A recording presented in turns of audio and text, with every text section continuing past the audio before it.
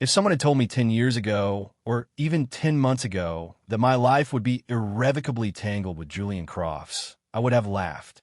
Not a real laugh, but the dry, empty kind I reserve for things that were fundamentally impossible, like flying pigs or a quiet Tuesday. He was the sun, and I was a creature of the shadows, a man who lived his life through the aperture of a camera lens, always one step removed from reality. I didn't come to the university to find love. I came to disappear. Julian, it turned out, was impossible to ignore. My world was a grid of routines. Coffee at 6, darkroom by 7. The smell of fixer and stop bath was my incense, the red safe light my sanctuary. I cataloged the lives of others, freezing their moments of triumph and despair into neat, manageable squares of silver gelatin. I was the university's staff photographer, a ghost haunting the edges of other people's stories. My solitude was a fortress I had built brick by careful brick, and I was its king, its sole inhabitant. And then there was Julian. He wasn't a person so much as a campus phenomenon. Quarterback, captain, the kind of golden boy that recruiting posters were made of. He moved with an unthinking grace that felt like a personal affront to my own carefully curated awkwardness. He was loud. He was celebrated. He was always surrounded. From my vantage point on the sidelines, he was a subject, a composition of muscle and motion. I framed him in my viewfinder, capturing the flex of his arm as he launched a perfect spiral, the grit on his face, the fierce concentration in his eyes that looked almost gray from a distance. I told myself it was professional interest. He was dynamic, photogenic, a challenge to capture correctly. It was a lie, of course. A thin, pathetic lie I told myself in the quiet of my darkroom as his image bloomed to life in the chemical bath. The distance between us was more than the 50 yards of astroturf. It was a chasm. He lived in the roaring heart of the world, and I documented it from the silent periphery. He was the victory, and I was just the man paid to record it. He probably didn't even know my name. To him, I was just the camera, an extension of the institution, as inanimate as a goalpost. This was the natural order of things, a hierarchy I understood and, in a way, depended on. He was up there, and I was down here. Safe. The disruption came, as it always does, without warning. It arrived on a Tuesday, my supposed-to-be quiet day, in the form of an away game in some forgotten town 3 hours north. The air was already heavy and damp when we left, the sky the color of a fresh bruise. It was the kind of weather that promised trouble. The game was a muddy, brutal affair. We lost. The mood on the bus home was funereal, a thick, miserable silence broken only by the rhythmic thump of the windshield wipers fighting a losing battle against the rain. And that's when it happened. A lurch, a sickening grind of metal on metal. Then nothing. The engine died, the lights flickered out, and we were plunged into a primal darkness on the side of a deserted highway. We were stranded. The coach, a man whose vocabulary consisted mainly of shouts, managed to get a signal and arrange for us to be put up in the only motel in the next town over. The place was called the Sleepy Hollow Inn, which felt less like a quaint name and more like a dire warning. It was a squat, miserable building that smelled of damp carpet and regret. The problem became apparent immediately. The storm had knocked out power in half the county, and this was the only functioning establishment for miles. They were almost full. Rooms were doubled, then tripled up, players crammed in together, a tangle of limbs and damp gear. I, of course, was last on the list. The non-essential personnel, the ghost, the beleaguered man at the front desk, who looked like he'd been personally wronged by every guest he'd ever met, scanned his list. One left. Croft. He's in room 112. You're with him. My heart did a frantic, painful flip in my chest, a trapped bird beating against my ribs. With him. With Julian. The words didn't compute. They were from 2 different languages, 2 different worlds, forced into one impossible sentence. I must have stood there for too long, a statue of pure panic, because the desk clerk sighed with theatrical impatience. Keys in the door. He's already in there. Walking down that hallway felt like walking a tightrope over a canyon. Each step was a carefully measured unit of dread. The carpet squelched beneath my boots. The air was thick with the smell of stale cigarette smoke and bleach. Room 112. The numbers on the door seemed to mock me. I pushed the door open. The room was small, lit by a single, weak lamp on the bedside table between two twin beds. And there he was. Not the titan from the field, but a man hunched over a duffel bag, his shoulders slumped in exhaustion. He didn't look up.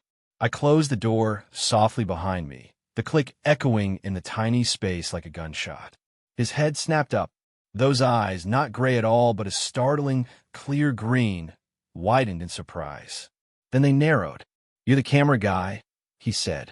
It wasn't a question. "Leo," I managed, my voice a dry rasp. "My name is Leo." He just grunted a non-committal sound and turned back to his bag. The silence that fell was a physical thing. It had weight and texture. It pressed down on me, suffocating. I stood awkwardly by the door, my own camera bag feeling like an anchor chained to my shoulder. This was a mistake. A cosmic, universe-altering mistake. I should sleep in the bus. In a ditch. Anywhere but here. I could see him properly now, not through a 300mm lens, but up close. The proximity was dizzying.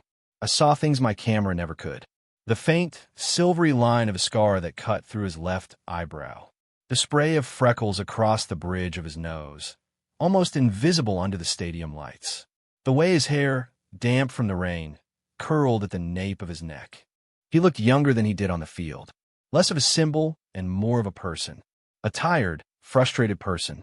He was wrestling with the zipper on his bag, pulling at it with a growing violence. A low curse escaped his lips. Stupid piece of, he yanked it again, his knuckles white. The sound of his strained breathing filled the room. And then my body moved before my brain could stop it. An act of pure, suicidal instinct. I dropped my bag and crossed the small space between us in 2 strides. "Here," I said, my voice sounding foreign and shaky. I knelt beside him, my knee brushing against his. The contact was electric, a searing, white-hot shock that shot straight up my spine. My breath hitched. I could feel the heat of him, the solid reality of his presence. He had gone completely still. I focused on the zipper, my hands trembling. His hand was still on the pull tab, and to get to it, my fingers had to brush against his. It was nothing, less than nothing, a flicker of contact, but it felt like I had grabbed a live wire. My skin burned. My stomach felt like it was full of bees. I could feel him watching me, his gaze a physical weight on the back of my neck. I worked the jammed, fabric-free, with a delicate touch I usually reserve for handling negatives. The zipper gave way with a smooth, metallic sigh. "There," I whispered, not daring to look at him. I pulled my hand back as if I'd touched a hot stove. "Thanks," he said. His voice was rough, low. I retreated to the far bed, my bed, putting a necessary distance between us. My heart was hammering against my ribs, a frantic, desperate rhythm. Get a grip. It was a zipper. You helped with a zipper. This is not a life-altering event. But my body wasn't listening. Every nerve ending was on high alert, humming with a terrifying new awareness. He finally got his bag open and pulled out a change of clothes. As he stood up, he winced a sharp, involuntary hiss of pain. He put his weight on his left foot and his face tightened. "You're hurt," I said, the words slipping out before I could stop them. It was an observation, not a question. "It's nothing," he snapped, his voice defensive. "Just a twist." He tried to hide the limp as he moved toward the bathroom, but it was obvious. He was in pain. The confident, invincible quarterback was a facade. Underneath, it was just a young man trying to pretend he wasn't broken. This was the shift, the subtle, seismic tilting of our small world. I had seen a crack in the armor. "I have a first aid kit," I said to his back. "In my bag. There's an ankle wrap. And ibuprofen." He stopped, his hand on the bathroom doorknob. He didn't turn around for a long moment. The silence stretched thin and taut. I thought he was going to tell me to mind my own business, to just stay on my side of the room and pretend he didn't exist. "Fine," he said, finally turning. His expression was guarded, but the aggression was gone, replaced by a deep, profound weariness. "Yeah, okay." And just like that, the power dynamic inverted. I was no longer just the observer. I was the one with the means to help. I rummaged through my camera bag, past lenses and memory cards, to the small, worn canvas pouch I always carried. I felt more comfortable with this role. Caretaker. Fixer. It was a part one could play. He sat on the edge of his bed, pulling up his pant leg to reveal a swollen, discolored ankle. It looked bad, much worse than just a twist. I knelt in front of him again, this time with purpose. I laid out the bandage, the tape, the small bottle of painkillers. 2 of these, I said, shaking them into his palm. He took them without a word, swallowing them dry. My hands were surprisingly steady as I began to wrap his ankle. I worked with a focused intensity, the way I would when setting up a difficult shot. The process was intimate, far more so than the fleeting brush of our hands. I was touching him, intentionally, my fingers mapping the bones and tendons of his foot, the warmth of his skin seeping into my own. He was silent, watching my every move. I could feel his gaze on my bent head, but I refused to look up. I focused on the task, on the clean, methodical process of wrapping the elastic bandage. Over, under, figure 8. The rhythm was calming. But underneath the calm, a current of something else was running. A dangerous, thrilling current. I was aware of everything. The scent of rain and grass clinging to his clothes. The quiet sound of his breathing. The sheer, solid presence of him in my space. When I was done, I secured the bandage with a piece of tape, my fingers lingering for a fraction of a second too long on his skin. I finally forced myself to meet his eyes. He was looking at me with an expression I couldn't decipher. It wasn't gratitude, not exactly. It was something deeper, more complex. A raw, unguarded look that made me feel completely exposed. "Why are you so prepared?" he asked, his voice quiet. I shrugged, looking away. You spend enough time on the sidelines, you learn to expect things to break. It was meant to be a deflection, maybe even a little sarcastic, but it came out sounding strangely sincere. He didn't reply, just kept watching me with that unnerving, steady gaze. The storm raged outside, a wild, percussive symphony against the thin window pane. It felt like the edge of the world, like the 2 of us were the only people left in it. Then the lights flickered. Once, twice. They died with a soft pop, plunging the room into an absolute, profound darkness. My breath caught in my throat. The darkness changed everything. It amplified the sound of the rain, the sound of our breathing. It erased the physical boundaries of the room, the safe distance between the 2 beds. It was just us, 2 voices, 2 sets of lungs drawing breath in the blackness. A beat of silence. Then, the beam of a phone's flashlight cut through the dark, momentarily blinding me. It was Julian, his face illuminated from below, looking spectral and strange. "Better," he said, his voice sounding too loud in the sudden quiet. He propped the phone up on a nightstand, angling the beam towards the ceiling. It cast a soft, diffused glow over the room, creating an island of pale light in the oppressive dark. It was a strangely intimate setting, a makeshift campfire, a confessional. We sat there for a long time, not speaking. The silence was different now, less awkward, more contemplative. The storm and the darkness had isolated us, stripping away the context of the university, the football field, the roles we were supposed to play. He wasn't the star quarterback anymore, and I wasn't just the camera guy. We were just Leo and Julian trapped in a room. He was the one who broke the silence. His voice was low, hesitant, as if he were feeling his way through the words. "You watch me," I froze. My heart gave a painful thud. "I'm a photographer. It's my job to watch people." "No," he said, and I could hear him shift on the bed, the mattress creaking. "It's not like that. You really watch me. All season. Even when I'm on the bench. Even the locker room when you're shooting candids. It's like you're trying to figure something out." He paused. "I always thought you hated me." The accusation, so plain and honest, hung in the air between us. I could have denied it. I could have laughed it off. But the darkness, this strange, temporary bubble of reality, demanded truth. "I don't hate you," I said, my voice barely a whisper. I was intimidated. The admission felt like shedding a skin. "You have this gravity. People orbit you. I'm not built for that. I'm better from a distance." He was quiet for a moment. "Gravity," he repeated, the word sounding strange in his mouth. That's a funny way to put it. He let out a short, humorless laugh. Feels more like I'm being crushed. And there it was again. Another crack in the armor. A glimpse of the immense pressure he lived under. The weight of everyone's expectations. The loneliness of being the son. Everyone thinks they know me, he continued, his voice losing its usual confident edge, becoming something softer, more vulnerable. The captain, the quarterback. They see the jersey, not the guy wearing it. Sometimes I feel like I'm a complete stranger to myself. I just do what everyone expects me to do, he sighed, a long, weary sound. It's so damn lonely. My own loneliness, the kind I had cultivated and protected, suddenly felt small and selfish in comparison. His was a loneliness born of a crowd, a much more insidious kind. I understood it, in a way I hadn't expected to. The feeling of being a role, not a person. I know what that's like, I said, the word surprising me as much as him. Being on the outside, feeling like a ghost. You're not a ghost, he said, so softly I almost didn't hear him. I see you. His words hit me with the force of a physical blow. I see you. 3 simple words that dismantled my fortress, brick by brick. No one ever saw me. That was the point. I was the one who did the seeing. To be seen, truly seen, by him of all people, it was terrifying. And it was everything I had ever wanted. The space between us crackled with unspoken things.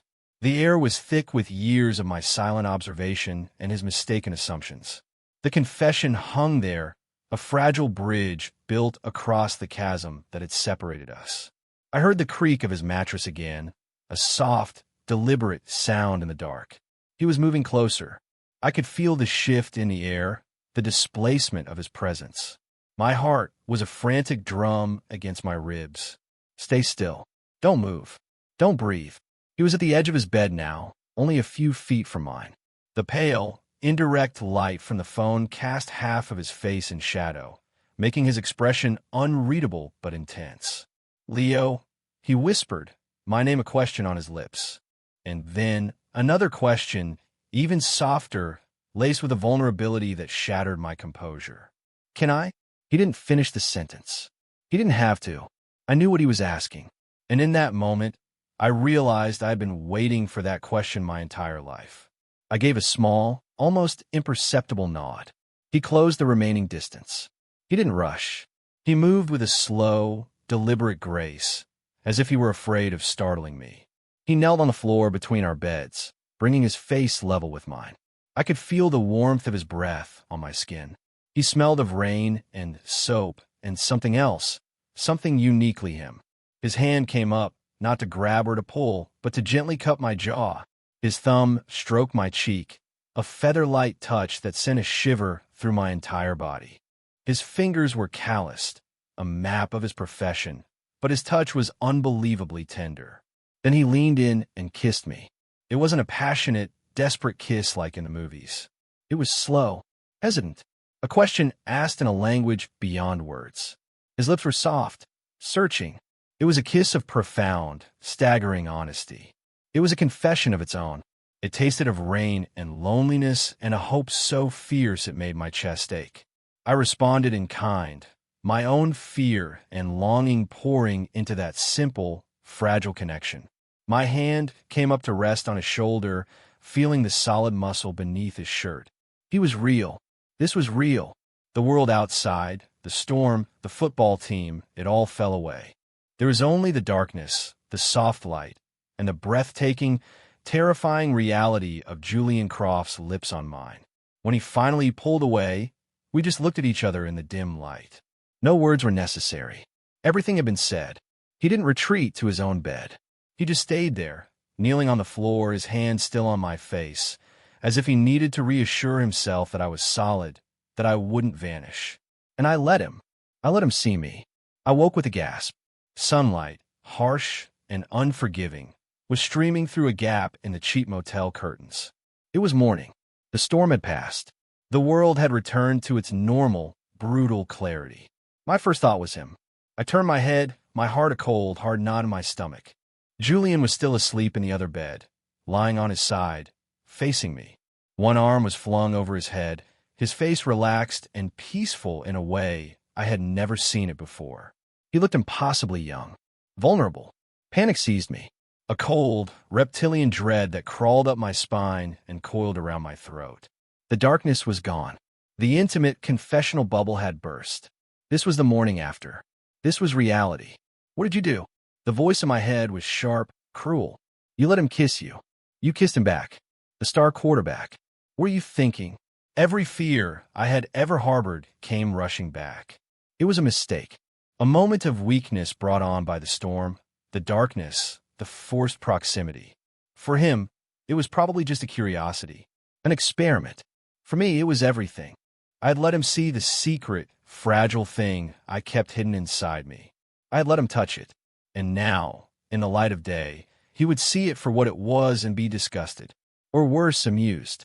I couldn't face him. I couldn't bear to see the pity or the regret in his eyes when he woke up. I had to go. I had to run. I slipped out of bed like a thief, my movements silent and practiced. I gathered my clothes, my bag, my scattered sense of self. I didn't dare look at him again, afraid that if I did, I wouldn't be able to leave. Every rustle of my jacket, every zip of my bag sounded like a thunderclap in the quiet room. But he didn't stir. I took one last look at the room. The two beds, the phone still on the nightstand, the discarded ankle wrap on the floor. It was a crime scene, the scene of my own undoing. I pulled the door shut behind me without a sound and fled. The motel parking lot was a hive of activity. The tow truck and a replacement bus had arrived. I hitched a ride with the mechanics, mumbling something about needing to get back early to develop film. No one questioned it. No one ever questioned the ghost. The 2 days that followed were a special kind of hell, a self-imposed exile. I locked myself in my apartment, in my darkroom. I tried to bury myself in work, but his face was everywhere. Not the triumphant quarterback in my photos, but the boy in the dim motel room, his eyes full of a startling vulnerability. The memory of the kiss was a brand on my lips. I could still feel the phantom pressure of his hand on my jaw. My fortress of solitude was no longer a comfort. It was a prison. Before, the silence had been a companion. Now it was just an absence, a hollow space where he should have been. Every time my phone buzzed, my heart would leap into my throat, a frantic, hopeful, terrified thing. But it was never him. Of course it wasn't him. Why would it be? I had run. I had confirmed his worst fears, if he even had any. I had proven that whatever happened between us was a mistake, something to be forgotten in the light of day. The silence from his end was my punishment, a confirmation of my own worthlessness. He was probably back on campus, surrounded by his friends, laughing about the weird camera guy from the motel. The thought was a physical pain, a shard of glass in my gut. I replayed the night over and over in my head, dissecting every word, every touch, looking for the moment it had all gone wrong. But it had all felt so right. That was the terrifying part. For a few hours in that storm-swept motel room, I had felt more real, more seen than I had in my entire life. And I had thrown it away because I was a coward. On the third night, I gave up. I was sitting in my living room, surrounded by stacks of books I couldn't read and photos I couldn't see, nursing a cup of cold coffee. The silence was deafening. I had successfully rebuilt my walls, but now they felt like they were closing in, crushing me. Then a knock on the door. It was so unexpected that I froze. No one ever knocked on my door. I didn't have visitors. My world was self-contained. It was probably a neighbor, a package delivery, a mistake. The knock came again, louder this time, more insistent. With a sense of weary inevitability, I got up and walked to the door. I looked through the peephole, and my world tilted on its axis. It was Julian. He stood in the poorly lit hallway of my apartment building, looking completely out of place. He wasn't wearing his university gear, just a simple gray hoodie and jeans. He looked tired. His shoulders were slumped, and there were dark circles under his eyes. He looked lost. My heart was doing samba against my ribs. My hand hovered over the doorknob, trembling. Don't open it. Pretend you're not home. He'll go away. But I couldn't. I had already run once. I couldn't do it again. I took a deep breath and opened the door.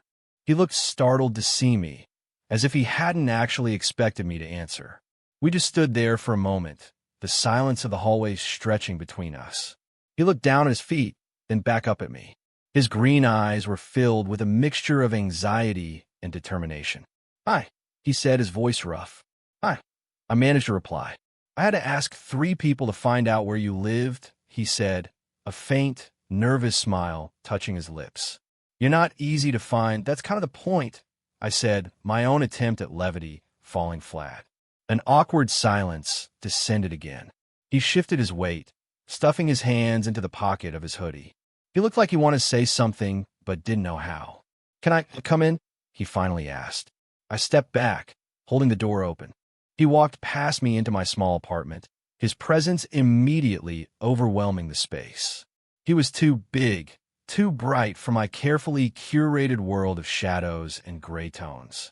He looked around at the photos tacked to the walls, the overflowing bookshelves, the general state of organized chaos. "This is you," he said, more to himself than to me. I closed the door, my back pressed against the cool wood. "What are you doing here, Julian?" He turned to face me, and the guarded expression was gone. In its place was a raw, aching vulnerability that mirrored my own. "I woke up," he said, his voice low and intense. "And you were gone." The simple statement hit me like a punch to the gut. I thought I dreamed it," he continued, taking a step closer. "Well, that I messed up. That I pushed you, or scared you, or I don't know. I just knew you were gone, and I thought it was my fault." "It wasn't your fault," I whispered, the words tasting like ash. "It was mine. I ran." "Why?" he asked, his eyes pleading for an answer, for something that made sense. "Leo, why did you run?" And there it was. The question I had been dreading, the one I had been asking myself for 3 days. The truth felt like a stone in my throat. Because I was scared, I admitted, the confession tearing from me. Because in the light of day, none of it seemed real. "You're you, and I'm me." It didn't make sense. I thought it was a mistake. I thought I was the mistake. A look of profound pain crossed his face. He closed the remaining distance between us, stopping just inches from me. "A mistake," he said, his voice thick with emotion. "Leo, that was the first real thing that's happened to me in years." He reached out, not touching me yet, his hand hovering in the space between us. "These last few days, not seeing you on the sidelines, not knowing where you were, it's been hell. I was scared too. I was scared that you left because you were disgusted. That I crossed the line." He was scared. The invincible Julian Croft was just as terrified as I was. The realization was a revelation. We weren't from different worlds after all. We were just 2 people fumbling our way through a terrifying, beautiful new emotion, both convinced we were the one who was going to mess it up. "I wasn't disgusted," I said, my voice shaking. "I was terrified of how much I wanted it to be real." That was all he needed to hear. He closed the final inch, his hand finally resting on my chest, right over my frantic heart. I could feel the warmth of his palm through my shirt. His other hand came up to cup my face, just as it had in the motel room. "It is real," he murmured, his thumb stroking my cheek. "If you want it to be," and then he kissed me again. This time, there was no hesitation. It was a kiss of reassurance, of homecoming. It was fierce and deep and full of all the words we hadn't been able to say for the past 3 days. It was relief. It was forgiveness. It was a promise. He didn't leave that night. We didn't do much. We talked. We sat on my lumpy couch, side by side, our knees brushing, and we talked for hours. He told me about the pressure from his father, the suffocating expectations, the friends who were more like fans. I told him about my quiet life, my love for the tangible magic of the darkroom, my fear of being seen. We filled in the silent spaces that had existed between us for so long. In the morning, I woke up first again. But this time, the sunlight filtering through my window didn't bring panic. It brought a quiet sense of wonder. Julian was asleep next to me in my bed, his arm draped possessively over my waist. The sight of him there in my space felt so impossibly, wonderfully right. There was no recoil, no fear, just a calm, steady certainty. I didn't run. I slipped out of bed and went to the kitchen to make coffee. A few minutes later, he emerged, rubbing the sleep from his eyes. He leaned against the doorframe, watching me, a soft, sleepy smile on his face. The domesticity of the moment was so new, so fragile. I was almost afraid to breathe. "Morning," he mumbled, his voice gravelly with sleep. "Morning," I replied, handing him a mug. Our fingers brushed as he took it. This time the jolt was still there, but it wasn't one of panic. It was a jolt of connection. Explicit familiarum. He took a sip of coffee, his eyes roaming around my apartment again, taking it all in. Then he reached into the pocket of the jeans he'd left on a chair. He pulled out his keychain, unhooked a single, small key, and walked over to the counter where I stood. He placed it down between us. It made a small, definitive click against the formica. "What's this?" I asked. "It's the key to my truck," he said. It's not a key to my apartment or anything grand, but I wanted you to have it, in case you ever needed to find me, or just to know that you can." It was such a simple, tangible thing, a small piece of metal, but it was a symbolic gesture of staggering significance. It wasn't just a key to a vehicle. It was a key to him, an offering, a promise that he wasn't going anywhere and that he wanted me to have access to his world. It was an act of commitment, plain and simple. I looked from the key to his face. He looked nervous, hopeful. I reached out and curled my fingers around it, the metal cool against my palm. "Okay," I said softly. His smile was like the sun breaking through the clouds. The weeks that followed were a quiet revelation. Our new beginning wasn't a grand, cinematic explosion. It was a series of small, domestic intimacies that slowly, carefully wove our lives together. It was Julian showing up at my apartment after a grueling practice, collapsing onto my couch, and falling asleep with his head in my lap while I read. It was me standing on the sidelines of a game, my camera hanging forgotten around my neck, and catching his eye across the field just before a crucial play. A small, secret smile passed between us that no one else could see or understand. It was our own private language. It was cooking dinner together in my tiny kitchen, a clumsy, chaotic dance of bumping elbows and laughing over burnt garlic bread. His world of regimented schedules and protein shakes collided with my world of whatever was left in the fridge. We found a rhythm somewhere in the middle. We learned each other's landscapes. I learned the map of scars on his body from years of football. He learned the quiet moods that settled over me in the evenings. He started to see the world through my eyes, pointing out the way the late afternoon light hit the old brick buildings on campus. I started to understand the complex strategy of the game he loved, seeing the beauty in its brutal poetry. One rainy Saturday, he brought a box of his things over. Not much. A few books, a favorite sweatshirt, a framed photo of him and his sister. He didn't ask if he could leave them. He just started finding places for them in my apartment, integrating his life into mine as if it were the most natural thing in the world. The sweatshirt ended up draped over my desk chair. It smelled like him. I found I didn't mind at all. Sleeping next to him became my new normal. The anxiety of that first morning never returned. Waking up to his steady breathing, the weight of his arm around me, became the anchor of my day. The fortress of solitude I had so carefully constructed had been breached, its walls crumbled to dust. And in its place, we were building something new. A home.